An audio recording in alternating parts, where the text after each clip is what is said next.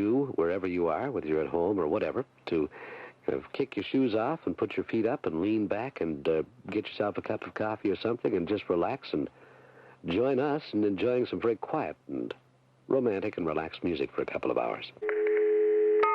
Your call is being transferred. Η απόλυτα εύστοχη προτροπή του ομιλητή στο εναρκτήριο Born Live Die για να απολαύσεις όσο γίνεται περισσότερο ένα από τα καλύτερα άλμπουμς όχι μόνο των Porcupine Tree αλλά και ένα από τα καλύτερα άλμπουμς των 90s.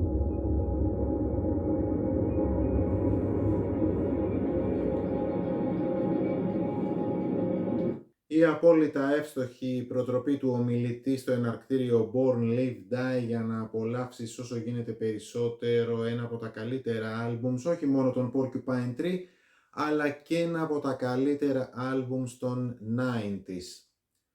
Signify.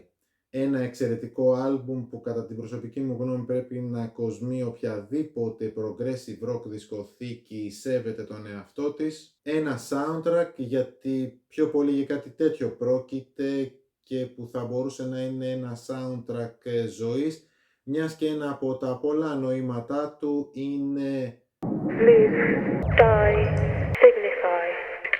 Ζήσε, πέθανε, αλλά τουλάχιστον άφησε το στίγμα σου στον μάταιο τούτο κόσμο. Πώς θα το καταφέρεις αυτό? Κάνε βαθιά την ενδοσκόπησή σου, σκέψου σε τι είσαι πραγματικά πολύ καλός και κάνε πράξη κάτι σχετικά με αυτό.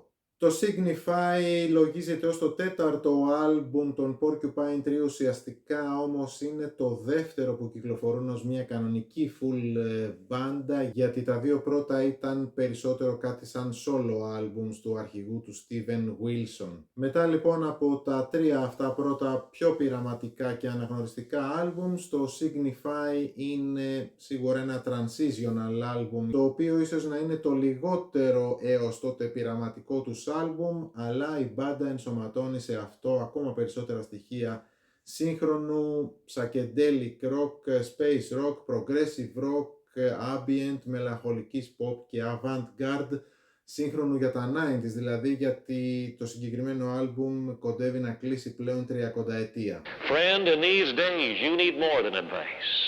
With this satanic invasion from Legion Diabolic, you need Christ. Η φωνή τώρα του αρχηγού του Steven Wilson είναι αρκετά πιο όριμη πλέον χωρίς τους πειραματισμούς και τις παραμορφώσεις των τριών πρώτων άλμπουμς. Φωνή που έτσι κι αλλιώς δεν θεωρώ εγώ προσωπικά το πιο δυνατό στοιχείο του μεγαλειώδους ηχητικού συνόλου του group και η οποία στο Signify, η φωνή δηλαδή του Steven Wilson, δεν ακούγεται και σε πολύ μεγάλο χρονικό εύρος, καθώς το μεγαλύτερο μέρος του άλμπουμ είναι instrumental.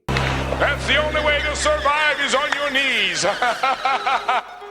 Τώρα αν το δεις και λίγο πιο αφαιρετικά, το Signify θα μπορούσε άνετα να ντύσει το soundtrack μιας ταινίας επιστημονικής φαντασίας, της οποίας ο ήρωας αντιπροσωπεύει το καλό και προσπαθεί να κάνει πράγματα για να δώσει κάτι καλύτερο στην ανθρωπότητα, και αυτοί που αντιπροσωπεύουν το κακό προσπαθούν να βάλουν τρικλοποδιές στο έργο του. Απίστευτα καλό, μελετημένο και επαγγελματικό άλμπουμ, άψογη στούντιο παραγωγή του, και καθώς ένα μουσικό έργο όπως το Signify είναι ένα από τα αριστουργήματα του όποιου είδους αντιπροσωπεύει, όσα επιπλέον κοσμητικά επίθετα κι αν του προσδώσεις, κουράζεις.